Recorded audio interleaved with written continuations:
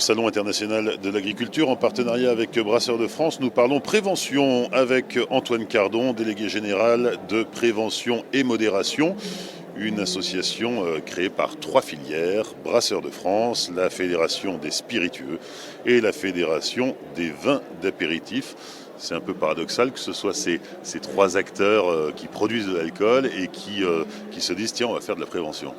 Non, au contraire, déjà il y a toute légitimité à le faire parce qu'ils ont cette responsabilité de mettre sur le marché des produits et après on va dire de donner les clés d'usage de ce produit. Et la clé d'usage du produit, c'est la modération. Et la modération, qu'est-ce que c'est ? C'est les repères de consommation de Santé publique France, 2 verres par jour et pas tous les jours. Prévention et modération existent depuis combien de temps et quels sont ses principaux faits d'armes ?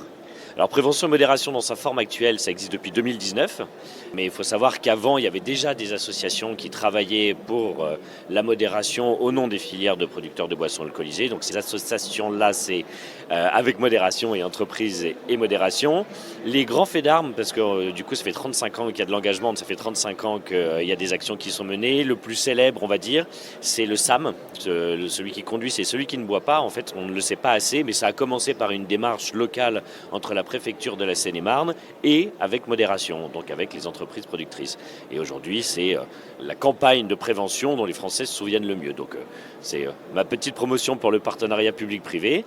Et aujourd'hui, prévention et modération, comment ça fonctionne ? Ça fonctionne dans une démarche partenariale. On estime assez modestement qu'on n'a pas l'expertise sur tous les sujets. Donc avec l'association SAF France, on diffuse le message zéro alcool pendant la grossesse sous forme de 2 actions. Le SAFton, donc c'est le tour de France par les bénévoles pour aller diffuser ce message-là un peu partout. Et la deuxième action, c'est l'opération Table Jaune, où on encourage les cafés, les hôtels, les restaurants à pavoiser en jaune, c'est la couleur du SAF, et à faire de la prévention directement sur les lieux de consommation.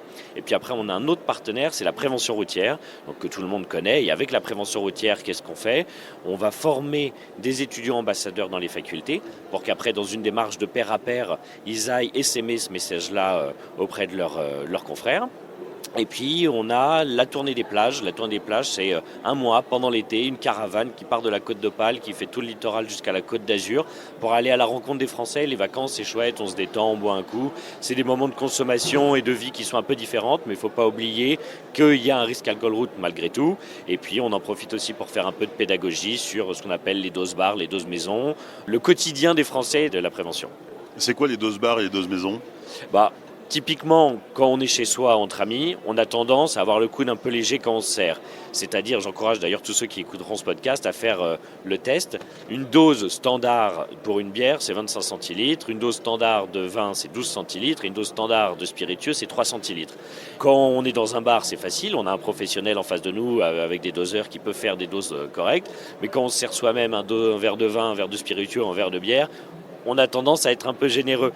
Donc c'est pas grave, c'est convivial, mais en l'occurrence, on perd la mesure de ce qu'on boit. Parce que quand je parle de 2 verres par jour et pas tous les jours, ça fait 10 verres dans la semaine, mais c'est des doses standards. Si on a des doses qui sont plus élevées, on a l'impression de boire 1 verre, mais ça se trouve, on en boit 1,5, 2, voilà, ça peut aller vite. Sur un salon comme le Salon international de l'agriculture, comment s'organise la prévention ? Comment s'organise l'action de prévention et modération ? On est toujours dans une démarche de partenariat parce qu'on travaille avec les organisateurs du salon. Donc il y a une partie qu'on ne voit pas. On travaille avec les organisateurs du salon et les exposants sur la quantité d'alcool et les volumes vendus aux visiteurs du salon, sur la réglementation. Par exemple, typiquement, on va prendre un cas concret. Quand vous achetez une bouteille de vin, normalement, vous n'êtes pas censé l'ouvrir sur le salon. Voilà. Et puis après, il y a la partie visible par le grand public. Il y a de la vitrophanie, il y a des affiches, il y a des grandes fontaines à eau partout. L'objectif, il est double. Pour les affiches et la campagne, les spécialités de nos régions meilleures avec modération, c'est de pouvoir, encore une fois, faire cette pédagogie de façon simple, pas paternaliste et pas méprisante, de dire que nos produits, c'est des produits d'exception, c'est des richesses du terroir, mais il faut les consommer avec modération pour que ça reste quelque chose de convivial. Et puis les fontaines, c'est parce que dans une démarche de pédagogie aussi, si vous buvez de l'alcool, vous savez vous déshydrater, donc pensez à boire de l'eau entre 2 boissons alcoolisées. Donc c'est des choses très concrètes, très pratiques. On ne veut pas emmerder les Français, comme dirait Pompidou. On veut qu'ils profitent du salon, on veut qu'ils s'amusent, mais on veut qu'ils prennent soin de leur santé. Oui, puis on ne parle pas des affichettes au-dessus des pissotières. J'ai pas parlé des affichettes, mais en plus elles sont magnifiques. L'année prochaine, faites attention lorsque vous irez pisser parce qu'elles sont vraiment très belles. Mais avec moi j'aime bien le slogan les spécialités de nos régions meilleures avec modération. Ça rappelle qu'en fait il faut être fier du patrimoine culturel et gastronomique qu'on a en France, dont les bières sont vraiment une part importante, avec les spiritueux et le vin aussi bien sûr. Mais on en profite mieux quand on s'en souvient. Concrètement, est-ce que c'est efficace ces actions de prévention? On se souvient, il y a 2 ans, parce que ça avait fait un peu les choux gras de la presse, le premier week-end d'ouverture du salon, il y avait eu d'énormes débordements. Il y avait eu des gros problèmes. En 2023, je crois qu'il y avait eu 81 comas éthyliques sur le salon et un tiers des retombées presse qui traitaient du salon parlaient des problèmes d'alcoolisation sur le salon. Et c'est d'ailleurs pour ça qu'en 2024, en fait, Prévention et Modération a commencé à travailler avec les organisateurs du salon pour essayer d'encadrer un petit peu la consommation d'alcool sur le salon et pour essayer de diffuser des messages de prévention et de l'eau.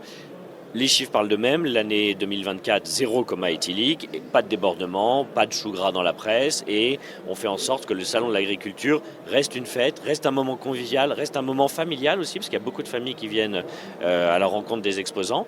Donc ça fonctionne bien. On a des retours, typiquement la fontaine à eau, c'est quelque chose de simple mais qui est hyper apprécié par les visiteurs. Il fait chaud quand vous venez, il fait chaud, il y a du monde. Si vous avez bu un coup, mangé du saucisson, vous avez soif. Donc c'est hyper apprécié. L'objectif de prévention et modération, c'est vraiment ça. On part de la base, on part des besoins des gens et on essaye de se mettre à leur service et en plus de faire passer un petit message. Oui, c'est pas d'interdire, c'est de dire prudence. On n'est pas là pour interdire, on n'est pas là pour juger, on n'est pas là pour condamner quoi que ce soit. Les gens viennent découvrir les spécialités régionales de France. Les boissons alcoolisées, quelles qu'elles en soient, en font partie. Donc je vous en prie, allez-y, mais soyez prudents. Et alors cette action en termes de salon et peut-être aussi de festival, c'est quelque chose sur lequel Prévention et Modération veut travailler pour aller encore plus loin? Absolument. En fait, il y a pas que le salon de l'agriculture dans la vie. Il y a aussi en France tout un maillage de festivals et de salons autour de nos produits, les spiritueux, les bières. Et là, on essaye de travailler avec un certain nombre de festivals en France pour mettre en place des actions différentes, peut-être un peu plus innovantes, un peu plus ludiques.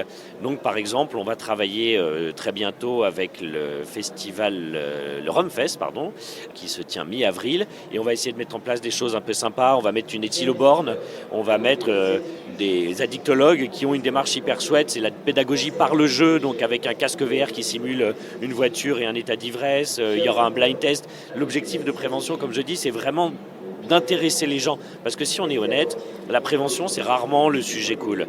Quand moi, je rentre dans une pièce et que je dis bonjour, je vais vous parler de prévention et de modération, les gens sont jamais en mode ah oui, merci Antoine, viens nous parler. Non, ils se disent oh là là, prévention et modération. Donc si on peut avoir une approche un peu ludique, un peu interactive, un peu technologique pour faire passer nos messages, et ben moi je trouve que c'est formidable. Et quand on travaille avec des salons comme le Rumfest, et puis on va essayer de travailler avec la Balle à Lille ou avec le Bilb à Bordeaux, et ben de mettre en place ces actions-là pour parler aux gens et les laisser s'amuser et en plus faire passer des messages, et ben c'est top. Mardi, sur le salon de l'agriculture, Prévention et Modération a signé un partenariat avec l'UMI, l'Union des métiers de l'industrie hôtelière. Alors je dis partenariat, mais c'est pour faire court parce que ça va beaucoup plus loin. Oui, absolument, c'est beaucoup plus qu'un partenariat. En fait, l'UMI rejoint Prévention et Modération en tant que membre associé. Et pour nous, c'est hyper important que l'UMI rejoigne Prévention et Modération parce que ça montre qu'en plus des producteurs, c'est toute une filière qui s'engage. C'est vraiment de la production jusqu'au lieu de consommation. Et donc, on va avoir cette capacité décuplée d'aller parler aux gens dans les endroits où ils consomment les produits, où ils font la fête, où ils se font plaisir. Et donc on est ravis que l'UMI nous rejoigne. Et très concrètement, ça s'incarne très très vite, puisque là on est en train de développer avec l'UMI une formation à destination des organisateurs de festivals de musique pour aller sensibiliser et former leurs barman et leurs bénévoles au risque, au pluriel, lié à l'alcool. Donc, qu'est-ce que c'est? C'est les mineurs, c'est les femmes enceintes, c'est malheureusement de temps en temps les gens un peu bourrés qui deviennent un peu chiants. Comment les gens qui sont en première ligne, qui sont parfois pas des professionnels, qui sont là juste pour le temps du festival, qui sont parfois juste des bénévoles, comment on leur donne rapidement et de façon interactive et intéressante des billes pour gérer ces sujets-là. Et pourtant, dans ce genre d'événement, de festival, la buvette, c'est pas quelque chose d'anecdotique. Non, mais pareil, c'est comme on disait tout à l'heure avec l'engagement des producteurs de boissons alcoolisées en faveur de la modération, les festivaliers, ils ont aussi cet intérêt à ce que tout se passe bien et à ce que l'année suivante, les gens reviennent en ayant en tête que leur festival, c'est une fête et pas un endroit où il y a des gens chiants parce que des débordements, des problèmes, de la violence, j'en sais rien. Donc, si tout le monde s'engage pour que la consommation d'alcool reste quelque chose de convivial et d'agréable, et ben du coup, tout le monde s'amusera.